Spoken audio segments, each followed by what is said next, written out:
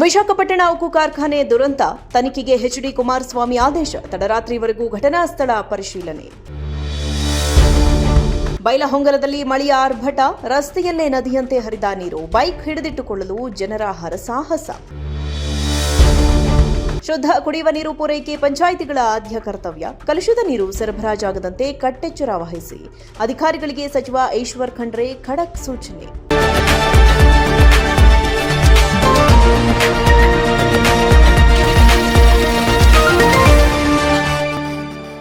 ಇಲ್ಲಿನ ಪ್ರಸಿದ್ಧ ವಿಶಾಖ ಉಕ್ಕು ಕಾರ್ಖಾನೆಯಲ್ಲಿ ಸಂಭವಿಸಿದ ಭೀಕರ ಅವಘಡದಲ್ಲಿ ಹಲವು ಕಾರ್ಮಿಕರು ಸಾವನ್ನಪ್ಪಿದ್ದಾರೆ. ದುರಂತದ ಸುದ್ದಿ ತಿಳಿಯುತ್ತಿದ್ದಂತೆ ಕೇಂದ್ರ ಬೃಹತ್ ಕೈಗಾರಿಕೆ ಮತ್ತು ಉಕ್ಕು ಖಾತೆ ಸಚಿವರಾದ ಎಚ್ಡಿ ಕುಮಾರಸ್ವಾಮಿ ಅವರು ತಡರಾತ್ರಿ ಸ್ಥಳಕ್ಕೆ ಧಾವಿಸಿ ವಿಸ್ತೃತ ಪರಿಶೀಲನೆ ನಡೆಸಿದಲ್ಲದೆ ಘಟನೆಯ ಬಗ್ಗೆ ಸ್ವತಂತ್ರ ತನಿಖೆಗೆ ಆದೇಶಿಸಿದ್ದಾರೆ.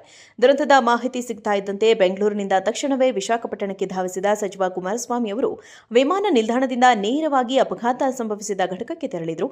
ತಡರಾತ್ರಿ 1:30 ಗಂಟೆಯವರೆಗೂ ಕಾರ್ಖಾನೆಯಲ್ಲೇ ಮೊಕ್ಕಾಂ ಹೂಡಿದ್ದ ಸಚಿವರು ದುರಂತ ನಡೆದ ಸ್ಥಳವನ್ನು ಕೂಲಂಕುಷವಾಗಿ ಪರಿಶೀಲಿಸಿ ತೀವ್ರ ಆಘಾತ ವ್ಯಕ್ತಪಡಿಸಿದರು. ಉಕ್ಕು ಕರಗಿಸುವ ಘಟಕದಲ್ಲಿನ ಉಷ್ಣ ನಿರೋಧಕ ದ್ರವರೂಪದ ಕೊಳಗದಿಂದ ದ್ರವರೂಪದ ಬಿಸಿಲೋಹ ಸೋರಿಕೆಯಾದ ಹಿನ್ನೆಲೆಯಲ್ಲಿ ಈ ಭೀಕರ ಸ್ಫೋಟ ಸಂಭವಿಸಿರಬಹುದು ಎಂದು ಅಧಿಕಾರಿಗಳು ಪ್ರಾಥಮಿಕ ಅಂದಾಜು ಮಾಡಿದ್ದಾರೆ. ಈ ಕುರಿತು ಅಧಿಕಾರಿಗಳು ಉಕ್ಕು ಸಚಿವರಿಗೆ ಸ್ಥಳದಲ್ಲೇ ವಿವರಣೆ ನೀಡಿದರು.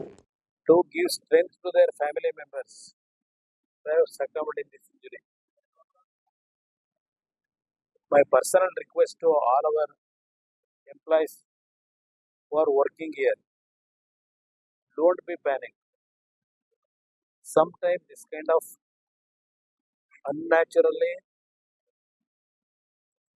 these things will happen sometimes. My personal request to all employees, be united, and whatever today's incident, panic in your mind, you please remove that panic. We are with you. Our main intention when we started this RNL again, the revival issue, whatever your demand was there, for that actually we have given all kind of confidence by reviving this plan.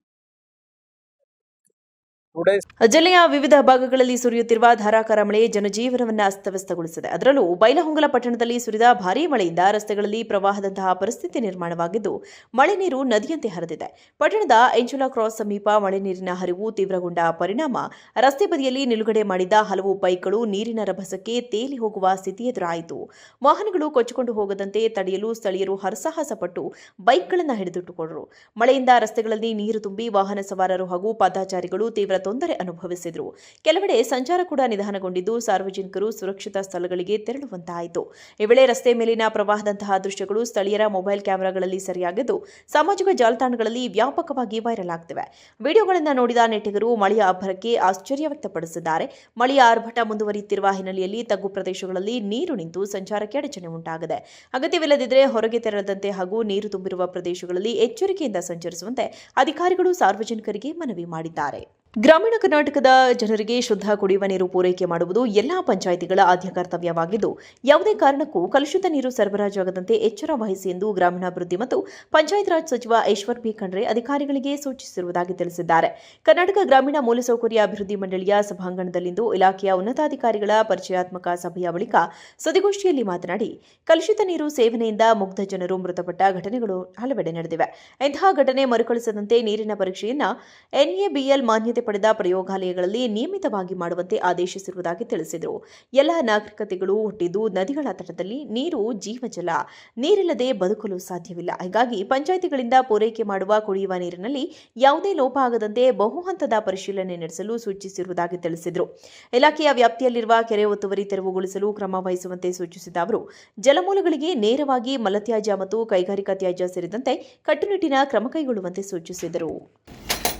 ಈಗ ಇನ್ನೂ ಉತ್ತಮ ರೀತಿಯಲ್ಲಿ ಇವತ್ತು ಈ ಇಲಾಖೆಯ ಒಂದು ಜವಾಬ್ದಾರಿ ಏನಿದೆ, ಈ ಭಾಗದಲ್ಲಿ ಗ್ರಾಮೀಣ ಭಾಗದಲ್ಲಿರುವಂಥ ಜನರ ಜೀವನ ಮಟ್ಟ ಸುಧಾರಣೆ ಮಾಡಲಿಕ್ಕೆ ಪ್ರಥಮ ಆದ್ಯತೆ ಅಂದರೆ ನೀರು ಇದು ಜೀವ ಜಲ.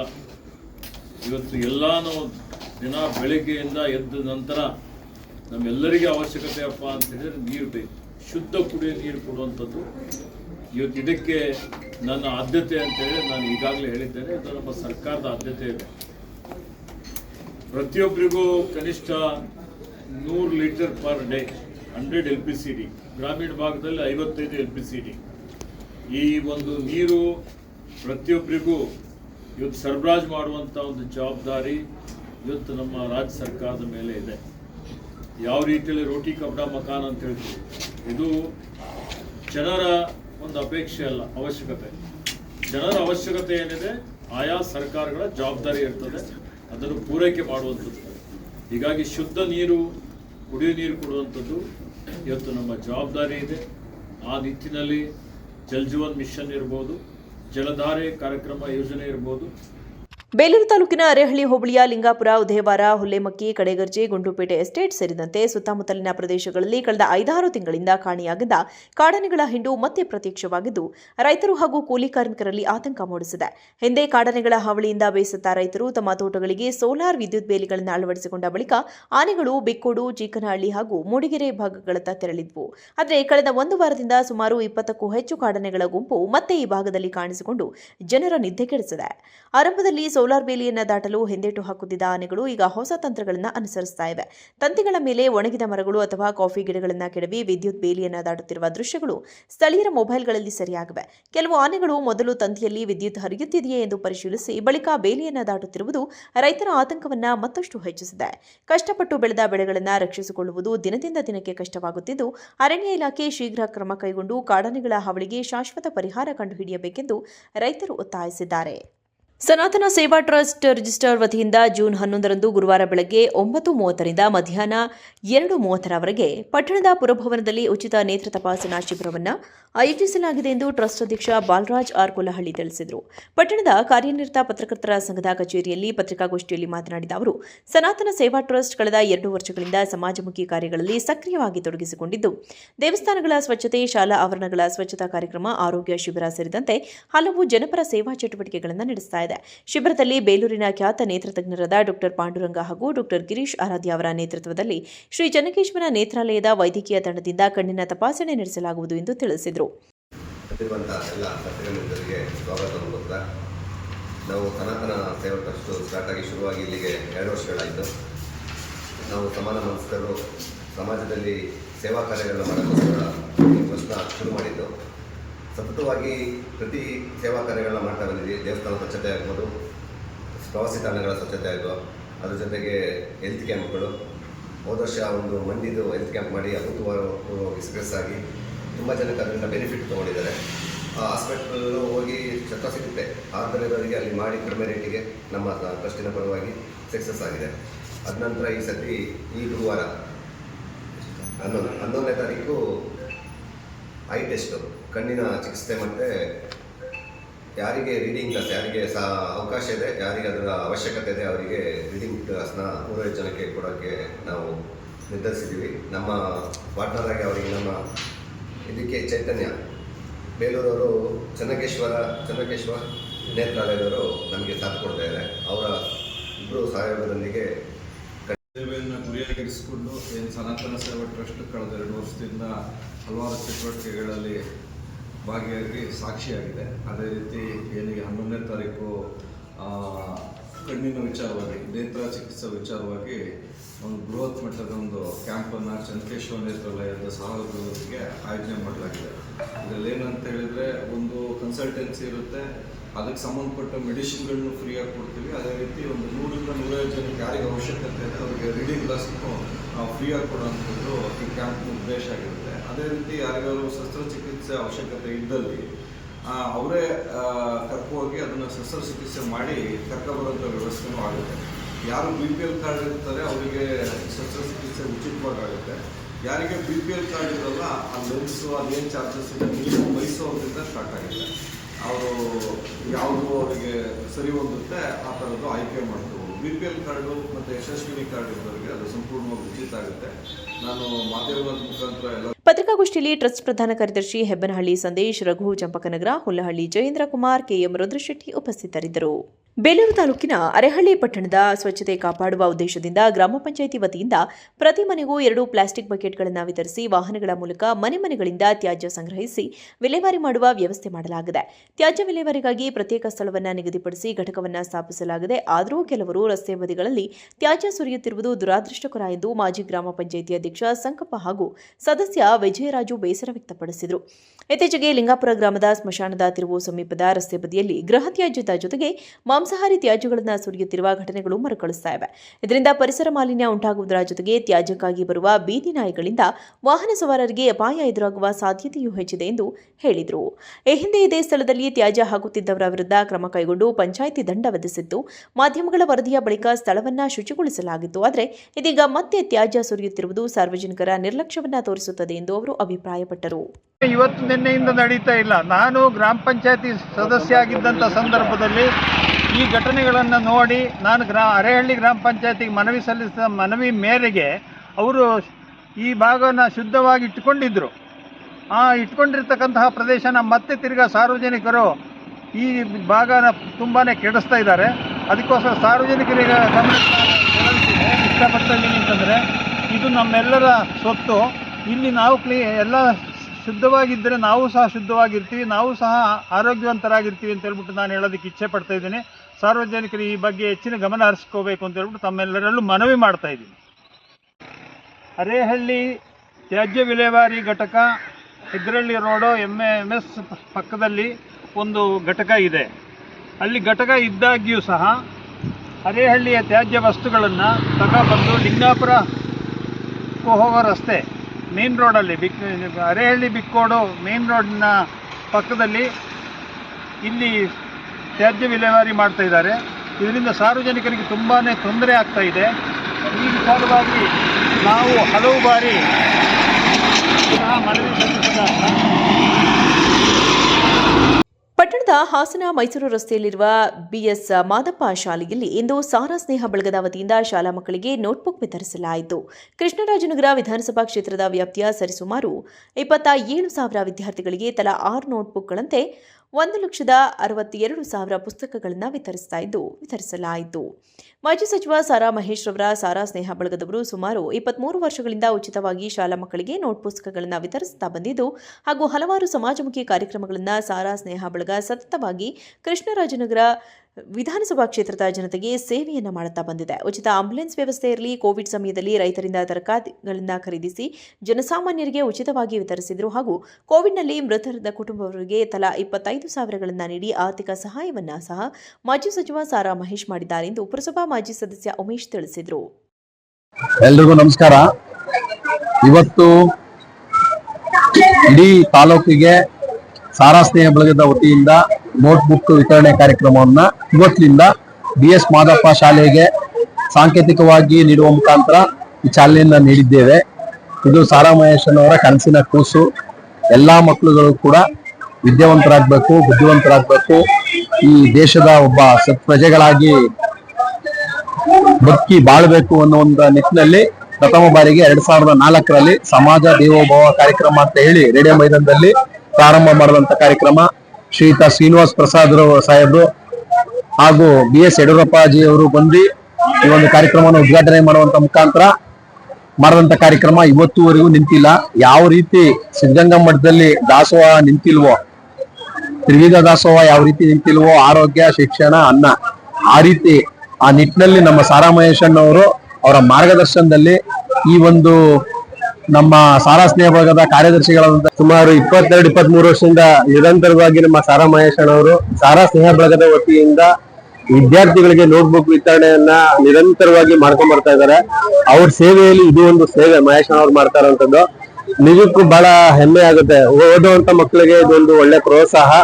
ಯಾಕೆಂದ್ರೆ ಇವತ್ತು ನಮ್ಮ BS ಮಾದಪ್ಪ ಶಾಲೆಯಲ್ಲಿ ಇಡೀ ನಮ್ಮ ಸಾರಾ ಸ್ನೇಹ ಬಳಗದ ನಮ್ಮ ಅಧ್ಯಕ್ಷರಾದಂತಹ ವಿಜಯಕುಮಾರ್ ಅವರು, ನಮ್ಮ ಆನಂದ್ ಅವರು, ಕುಶೇಲ ಅವರು, ನಮ್ಮ ಪಕ್ಷದ ತಾಲೂಕು ಅಧ್ಯಕ್ಷರಾದ ಕುಮಾರಣ್ಣ ಅವರು ಹಾಗೂ ನಮ್ಮ ಮಹಿಳಾ ಅಧ್ಯಕ್ಷರು ಹಾಗೂ ನಮ್ಮ ಜಿಲ್ಲಾ ಅಧ್ಯಕ್ಷರುಗಳು ಎಲ್ಲ ಒಟ್ಟಾಗಿ ಸೇರಿ ನಮ್ಮ ಉಮೇಶ್ ಅವರ ಸೇರಿ ಇವತ್ತು BS ಮಾದಪ್ಪ ಶಾಲೆಯಲ್ಲಿ ಮಕ್ಕಳಿಗೆ ನೋಟ್ಬುಕ್ ವಿತರಣೆಯನ್ನ ಮಾಡಿದೀವಿ.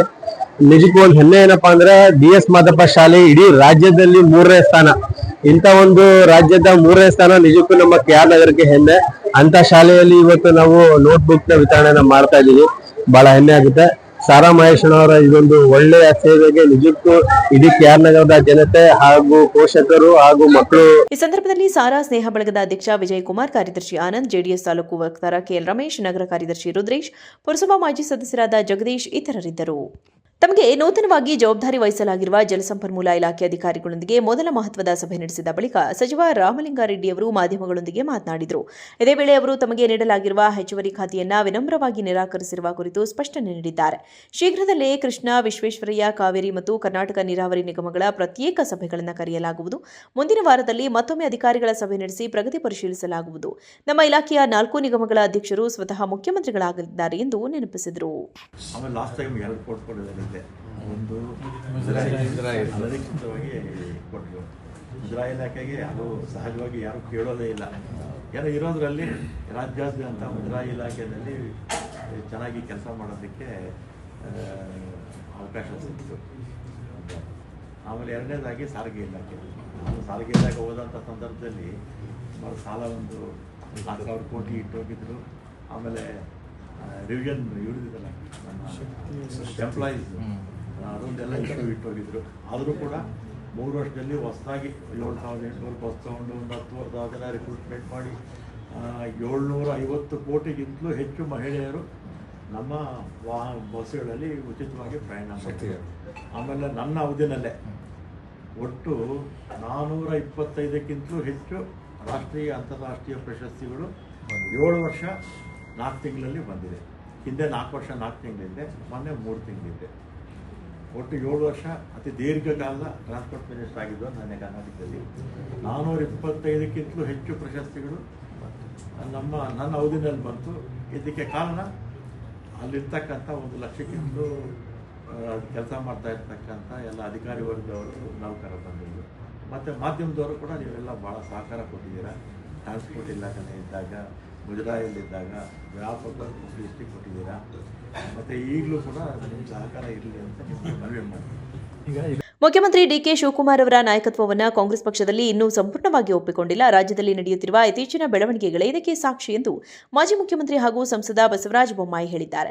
ಹಾವೇರಿಯಲ್ಲಿ ಮಾಧ್ಯಮ ಪ್ರತಿನಿಧಿಗಳೊಂದಿಗೆ ಮಾತನಾಡಿದ ಅವರು ಕಾಂಗ್ರೆಸ್ ಹಾಗೂ ರಾಜ್ಯ ರಾಜಕಾರಣದ ಪ್ರಸಕ್ತ ವಿದ್ಯಮಾನಗಳ ಕುರಿತು ಹಲವು ಮಹತ್ವದ ಹೇಳಿಕೆಗಳನ್ನು ನೀಡಿದರು. ಡಿಕೆ ಶಿವಕುಮಾರ್ ಅವರ ರಾಜಕೀಯ ಭವಿಷ್ಯದ ಕುರಿತು ಮಾತನಾಡಿದ ಬೊಮ್ಮಾಯಿ, ಬರುವಂತಹ ದಿನಗಳಲ್ಲಿ ಅವರು ತೆಗೆದುಕೊಳ್ಳುವಂತಹ ನಿರ್ಣಯಗಳ ಮೇಲೆಯೇ ಅವರಿಗೆ ಸವಾಲುಗಳು ಎದುರಾಗುತ್ತವೆ.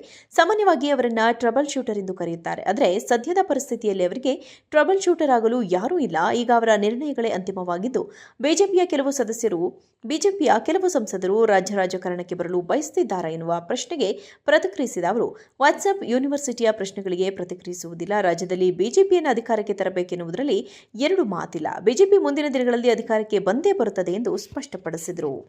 ಅದು ಮೇಲಿನವರು ಮಾತಾಡ್ಕೊಂಡು ತೀರ್ಮಾನ ಮಾಡಿರ್ತಾರೆ. ಅದು ನಮ್ಮ ಗಮನಕ್ಕೆ ಏನೂ ಬಂದಿಲ್ಲ.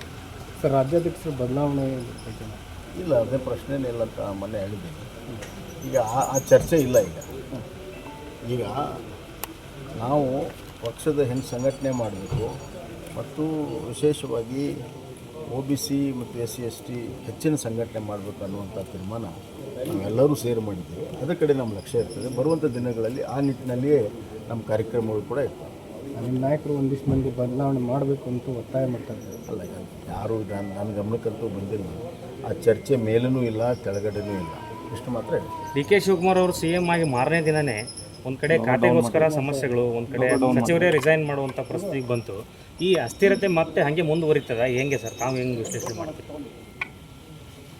ಡಿ.ಕೆ. ಶಿವಕುಮಾರ್ ಅವರ ನಾಯಕತ್ವವನ್ನು ಕಾಂಗ್ರೆಸ್ನಲ್ಲಿ ಇನ್ನೂ ಸಂಪೂರ್ಣವಾಗಿ ಎಕ್ಸೆಪ್ಟ್ ಆಗಿಲ್ಲ. ಅದರ ಪರಿಣಾಮವಾಗಿ ಇವೆಲ್ಲ ಇರೋದು. ಸಿದ್ದರಾಮಯ್ಯ ಅವ್ರದ್ದು ನಾಯಕತ್ವ ಯಾವ ರೀತಿ ಎಕ್ಸೆಪ್ಟ್ ಆಗಿತ್ತು, ಆ ಥರ ಎಕ್ಸೆಪ್ಟ್. ಕ್ಷುಲ್ಲಕ ಕಾರಣಕ್ಕೆ 2 ಮಂಗಳಮುಖಿಯರ ಗುಂಪುಗಳ ನಡುವೆ ಉಂಟಾದ ಗಲಾಟೆ, ತಡರಾತ್ರಿ ನಡುರಸ್ತೆಯಲ್ಲಿ ತೀವ್ರ ಘರ್ಷಣೆಗೆ ಕಾರಣವಾದ ಘಟನೆ ಮಡಿವಾಳ ಪೊಲೀಸ್ ಠಾಣೆಯ ಬಳಿ ನಡೆದಿದೆ. 2 ಗುಂಪುಗಳ ನಡುವಿನ ಮಾರಾಮಾರಿಯಿಂದಾಗಿ ಹೊಸೂರು ಮುಖ್ಯ ರಸ್ತೆಯಲ್ಲಿ ಕೆಲಕಾಲ ಸಂಚಾರ ಸಂಪೂರ್ಣ ಅಸ್ತವ್ಯಸ್ತಗೊಂಡಿತ್ತು. ಮೂಲಗಳ ಪ್ರಕಾರ ಕ್ಷುಲ್ಲಕ ಕಾರಣಕ್ಕೆ ಆರಂಭವಾದ ಗಲಾಟೆಯಲ್ಲಿ ಒಂದು ಗುಂಪಿನ ಮಂಗಳಮುಖಿಯರು ಮತ್ತೊಂದು ಗುಂಪಿನವರ ಮೇಲೆ ಹಲ್ಲೆ ನಡೆಸಿದ್ದಾರೆ ಎನ್ನಲಾಗಿದೆ. ಈ ಕುರಿತು ದೂರು ನೀಡಲು ಮಂಗಳಮುಖಿಯರು ಮಡಿವಾಳ ಪೊಲೀಸ್ ಠಾಣೆಗೆ ಆಗಮಿಸಿದರು. ಆದರೆ ಈ ವೇಳೆ ಠಾಣೆಯ ಮುಂದೆಯೇ 2 ಗುಂಪುಗಳ ನಡುವೆ ಮತ್ತೆ ವಾಗ್ವಾದ ನಡೆದು ಪರಿಸ್ಥಿತಿ ಕೈಮೀರಿ ಘರ್ಷಣೆಗೆ ತಿರುಗಿತು.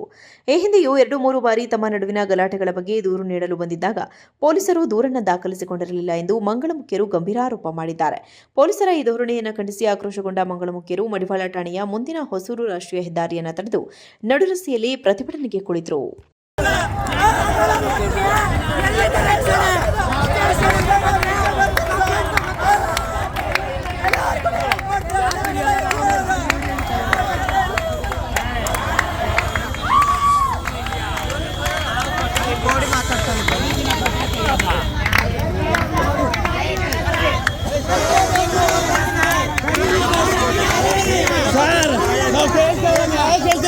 ಅವ್ರು ನಾವು ನೋಡ್ತಾರಲ್ಲ ಸರ್, ನಾನು ಹೇಳ್ತಾ ಇದ್ದಿಲ್ಲ ಕೈವಾಕ್ ಹತ್ರ ಹೇಳ್ತಾ ಇದ್ದೀನಲ್ಲ ಸರ್, ಬನ್ನಿ ಸರ್. ಇವಾಗ ಕಂಪ್ಲೇಂಟ್ ಯಾಕೆ ತಗೊಳ್ತಾ ನೀವು? ಒಂದೇ ಸತಿ ಇಲ್ಲ, 2ನೇ ಸತಿ, ಇದು 3ನೇ ಸತಿ ಆಗ್ತಿರೋದು, 3ನೇ ಸತಿ ಇದು ಆಗ್ತಾ ಇರೋದು. ಯಾಕೆ ಕಂಪ್ಲೇಂಟ್? ಯಾಕಪ್ಪ ವಿಡಿಯೋ? ನಾವೇ ವಿಡಿಯೋ ಮಾಡ್ಕೋತೀವಪ್ಪ.